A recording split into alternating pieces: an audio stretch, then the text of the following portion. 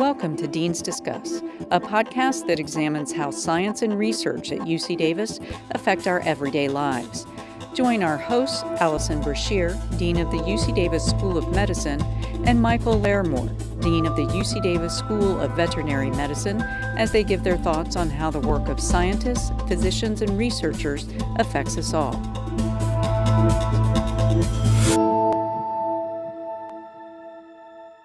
Hello, Allison. Michael, let's start today's discussion by answering a question from one of our listeners, Jen. As a campus employee, she's typically afflicted by a number of head colds and various seasonal ailments during the school year. She says she's always wondered about these sniffles and flu bugs and how they're related to the immune system and building immunity for those in her household. But this school year, Jen says that so far she's been distanced and masked and they haven't caught any of their usual maladies. She says, well, I'm thankful for the absence of the cherry-colored noses and the tissue-filled pockets and twilight fevers. I'm curious as to the absence of those maladies and how they impact our immune systems going forward. Michael, can you take a stab at that? Yeah, I'll take a try at that one. That's a really good question, actually. And I've thought about that myself because as I've quit traveling because of the COVID restrictions, I haven't actually caught any colds this year. And I think it's a reflection of the fact that those public health protection measures that we're using, the physical distancing, the mask, the hand washing, they have an effect on other viruses as well, including influenza, as well as other common cold things that we would be getting. So it's natural that, her children would not be getting as many colds as a normal season. One thing she alludes to is whether that has a longer term effect on the immune system. And probably not. It probably just reflects this season. However, it does bring up the fact that we may need to continue these public health measures in high rates of, like seasons where we have influenza or other things in the future. So they protect us from multiple things, these measures that we're all taking. Thank you, Jen, for your question. And we welcome any additional questions from our listeners at deansdiscuss@ucdavis.edu.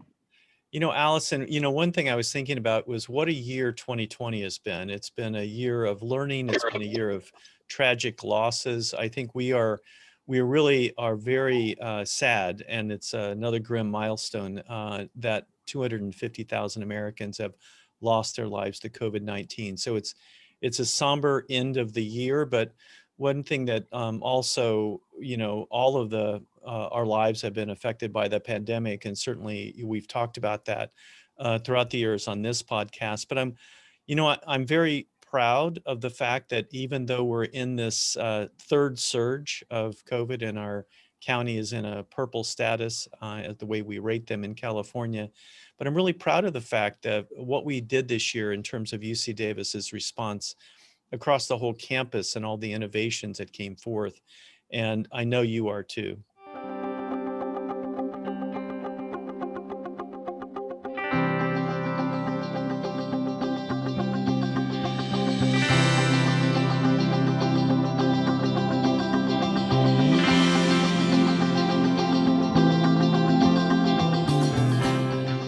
This is a historic day for UC Davis School of Medicine. We're starting our first vaccine trial for COVID. The Pfizer trial is starting today. We've got 6 patients here that will receive a treatment.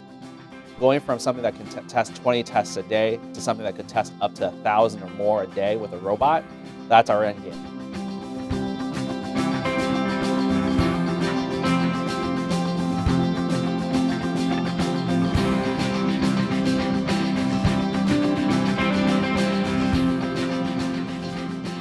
We really rallied across the disciplines, and it's really just a story of triumph in the face of terrible tragedy. I know that you and I both started the beginning of March 2nd, getting everybody to work together across disciplines, across the causeway. And it's really a time to think back about all that we've accomplished. We had unprecedented campus-wide collaboration. Today, I learned that we have more than 25 million of COVID research in partnership with our Vice Chancellor, Dr. Mahaprad, and we have 19 million of that is in the School of Medicine. One thing I think I want to just step back is people continue to do their regular day job. So In the School of Medicine, we had all of our large grants were submitted for renewal. Dr. DeCarli received $53 million to study Alzheimer's disease. The faculty approved our curriculum. So nobody stopped doing what they usually do. And then in addition, we were all and continue to fight COVID. I'm really proud of the team that brought the Pfizer vaccine that as of yesterday, we know is 95% effective. Dr. Tim Albertson and Dr. Angela Haxu were tremendous in recruiting a community that was diverse to the vaccine trial, really unprecedented in terms of the outpouring. 4,000 people volunteered to be in the trial. The pathology group, under the leadership of Dr. Lydia Howe, their chair, and Dr. Nam Tran, developed a rapid COVID test in the middle of March that got lots of headlines. And then just a couple of weeks ago, they announced that they're doing a COVID and flu testing at the bedside that they're doing in the emergency room. So people are building the plane while it's in the air, and we've been doing this now for 9 months. And I am so proud of the communication and collaboration and just everybody jumping in and getting things done in an unprecedented time. I know you are. The innovations that happened around campus were pretty remarkable, being thrust into that. You mentioned several of those. One of the things that's going on right now actually is the testing. We're testing now the whole campus, all of the employees and students, using novel approaches that actually came from our agriculture community. The IntelliCube method of saliva testing that they're using is a high throughput. And, we're learning a lot in doing so, how to get people to logistically go through the ARC and get tested, but also how to do this on a regular basis to ensure our community feels safe in our hospital settings and in our community.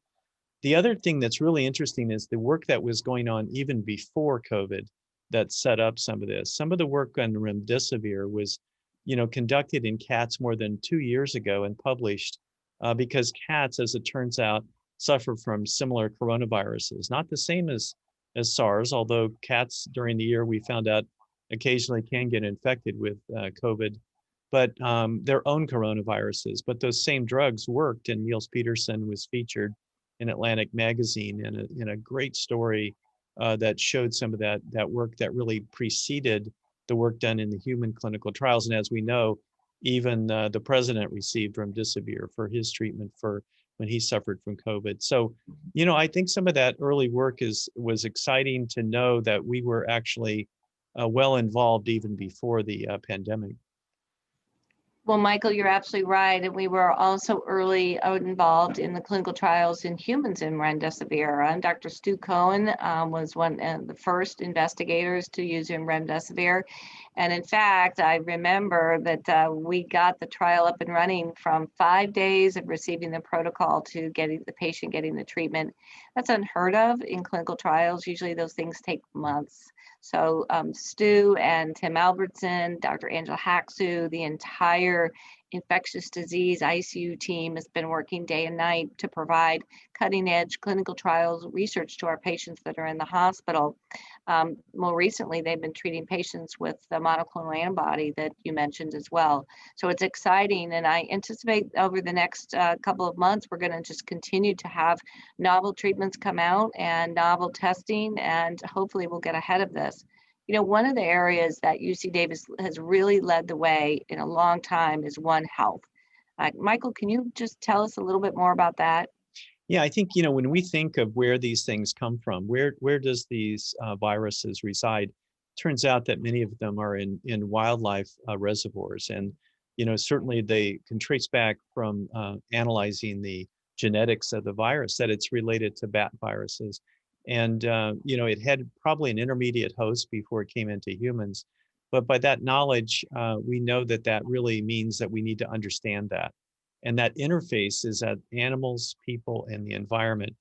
And more we're finding that about 75% of the emerging diseases, not just COVID, but other emergent diseases may come from that interface.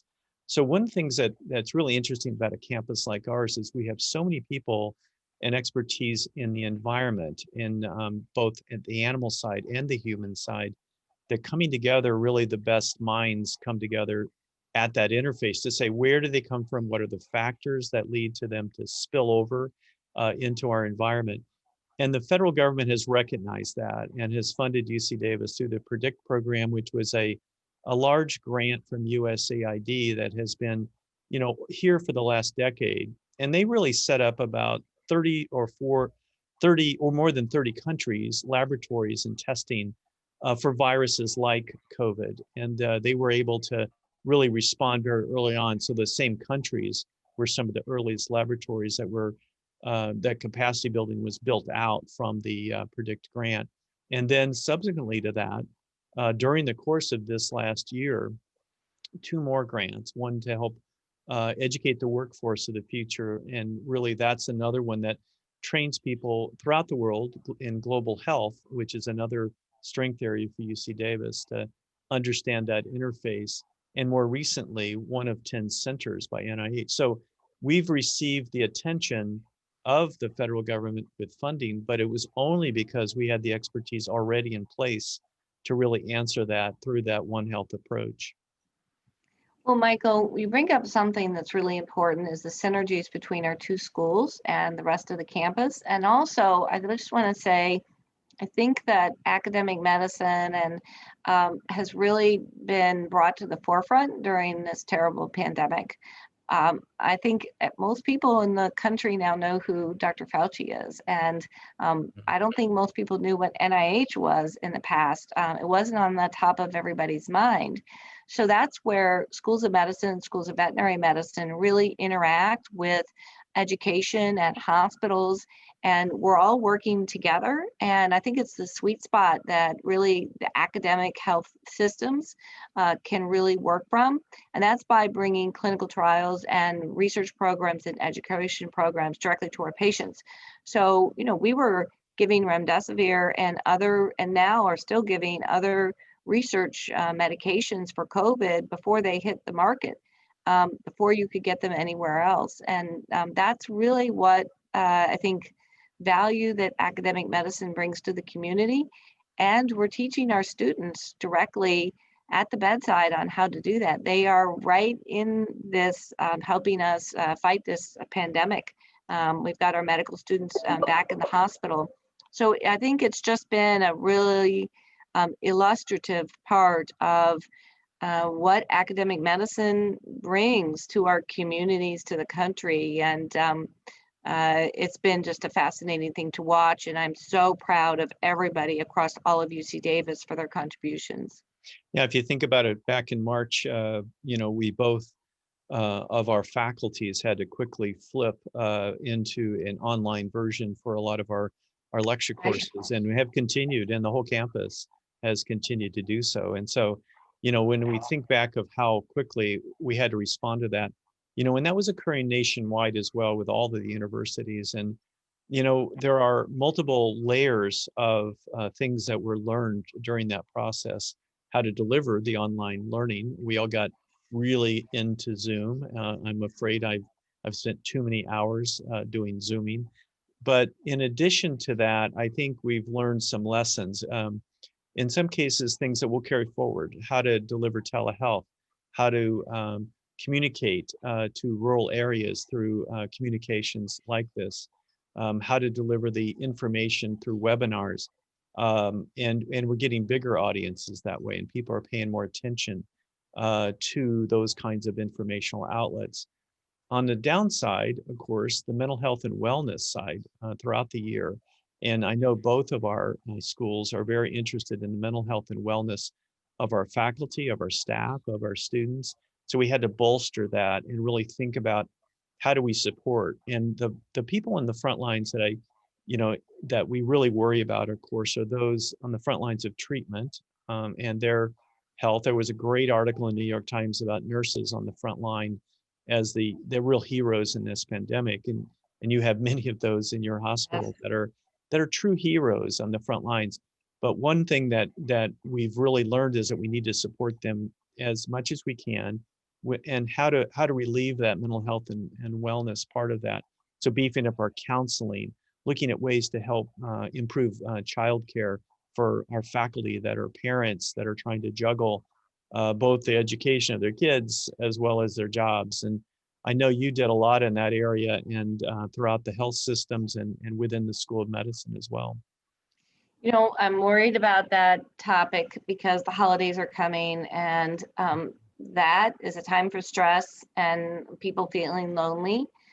And now we're asking people not to get with their families, and that makes absolutely perfect sense. But I do think as leaders, we need to be very mindful about the mental health of our entire community. 9 months has been incredibly long to be in a really separated from your coworkers and just communicating via Zoom, text, or phone. And then we're going to pile on where people don't get to see their families. I did see Dr. Fauci talking about not seeing his children, and they're gonna have their Thanksgiving meal and put the Zoom up for their Thanksgiving meal, and that's a great example of what we have to do. But I think we also need to be mindful about the impact on everybody's mental health. So let's fast forward. Michael, what do you think is next in predicting the future pandemics? I know the vet school's usually really on top of that. So what do you think is going to happen? Well, I think one thing we have to learn is that early predictive network. So, as I mentioned, that approach of really trying to find out the sources of these so that when there is a spillover event, so let's say in the future, and by the way, the pandemic was that as it's unfolded was done in simulation fashion a couple of years before it actually happened. What would happen if a market in a busy market had a epidemic would spread quickly within people with a respiratory pathogen. So we know that these can occur and we have to be prepared for those. So early detection in the field is a real key to that. Early sharing of information across countries. The early tests that were set up for COVID was based upon the fact that we knew the sequence of these viruses in nature. So those are one aspect. So that's at the early phase. I think the other thing is a coordinated, and this is where School of Medicine comes in, is really leadership in the public health area. How do we respond if we do have a pandemic reach our shores? And, I was curious, also, how do you think the public health system in this country can respond in the future to prevent such a devastating effect? Well, I saw some data recently that the number of applications to medical school has gone up quite a bit. And I think that the role of public health is going to be forever scarred on our memories. And I think that's going to be a real opportunity for people to go into that field. I certainly hope so. The School of Medicine's experts have been helping guide Governor Newsom's vaccine task force and earlier the testing task force. And those are things that I think, our leaders play such a significant role in. And they also play a great role model for our students and our young faculty members on how they actually really can make a difference. Because people work in schools of veterinary medicine, schools of medicine, and really to improve health, and everybody has a role. And I'm just thanks so much our leaders about being such great role models for our students. Speaking of great role models, I just want to give a shout out again to the chemistry Nobel laureate Jennifer Doudna. She did a Zoom on our research town hall on October 30th. It was to 1,600 viewers, and then we actually recorded it and put it on the UC Davis School of Medicine Facebook page. So anybody who's listening to my voice can Google that and find that. It was a wonderful presentation, and she talked a lot about how she used CRISPR now in the treatment and diagnosis of COVID-19. I also want to give a shout out to the Vice Chancellor of Research, because he and I have been doing these research town halls since the beginning of April, and I think today was number 35, every Friday at 10:30, and it's been really a great collaboration that's come out of COVID, and that's where Dr. Doudna spoke. I just would be remiss if I didn't just reemphasize the public health message. There's so much that's coming out in the press about vaccine and drug approval, but right now, and then probably in the next several months, really what we can do is to get, number one, a flu vaccine Flu vaccine is really important because we don't want anybody getting sick with the flu, and we want to be able to differentiate between the flu and COVID. So important is hand hygiene, social distancing, and masking. Masking every single place you go. It has to be that way. If you're in a room by yourself with the door closed, like I am right now, I don't have a mask on. But if someone walks in the door, then I'm going to put my mask on, regardless if they're 6 feet apart. Everybody has to do this because we have to get on top of this surge, and we're not going to have a vaccine just next week. So we really have to follow the public health message. Yeah, you gave some really important lessons, I think, that were learned, throughout the year, and some really important messages there at the end. Now, if you thought about it from the perspective of, what do we have that we have hope for in the new year? So, what is it, Allison, that you're looking at and saying, what I would really like to see going into next year, and what I really hope for? What would that be for you? So one of the lessons I've learned over the last 9 months is just the value of communication, the importance of empathy and trust in a team. And, I have been just so heartwarmed about how people have jumped in and communicated and just worked day and night to really make things happen so that we can bring things directly to our patients. My hope for the new year is really a hope for that continued teamwork and trust and empathy, because it's going to be tough. It's been a tough 9 months, and it's going to be a tough next couple of months for sure. And my hope is that we're there for each other. I think that's going to be really something that's going to get us through to the spring. We have to be there for each other as a community, as a school, as a college, all of UC Davis. We need to be there for each other and support each other and trust each other. I think that's incredibly important. Mm-hmm.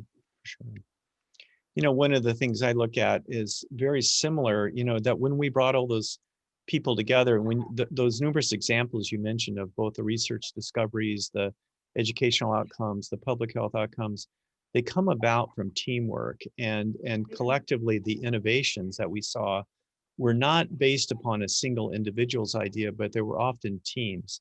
And that team science approach, that team clinical approach, that's one thing that really came to bear during this pandemic. And it was really apparent in our communities as well, that team approach to help underserved communities that really recognize that we really have to think about all of those on the front line, and many times are on the front line of those workers on the front line, and they may not have the highest paying jobs. They may be the people that can't afford to get and go home for their work. They have to go to work, and that was an important mirror on our society as well. So coming together both for innovations, but coming together as communities, I think was an important lesson, caring for each other. And Allison, as we go into this holiday season, I just want to express my thanks, similar to what you did, for all of the people involved this past year in the COVID response, from those in the lab to those at the clinic to those in the community. And I really want to express our heartfelt thanks for that. But I also want to express my personal thanks to you, Allison, because our partnership is really important. And as leaders, I really appreciated the fact that you were open as you came to campus, relatively new to our campus a year or so ago, but yet dove right in and partnered, and we linked arms together as a team to battle this important pandemic. So thank you for that. Well, thank you, Michael. I've been here now 16 months, and you were one of the first people I met, and it's been just a wonderful partnership. The School of Veterinary Medicine and the School of Medicine are really linked. And you're right, it's all about teamwork. It's been a wonderful team here to do these podcasts, and I hope we've been able to share all the great work that's gone on at UC Davis. And I think that there's just wonderful future here in store for us for 2021. And I have good good hopes that 2021 will be a remarkably different year than 2020, but it's been wonderful to partner with you. And thank you so much for the warm welcome to the UC Davis community. And thank you, and happy holidays to you, Allison. You too. Happy holidays. Like what you heard or have an idea for a future episode? Email the deans with your suggestions at deansdiscuss@ucdavis.edu. And don't forget to subscribe so you don't miss an episode. Deans Discuss Podcast is available free on demand at Apple Podcasts, Google Podcasts, Amazon's TuneIn, Stitcher, Pandora, and Spotify. This is Deans Discuss.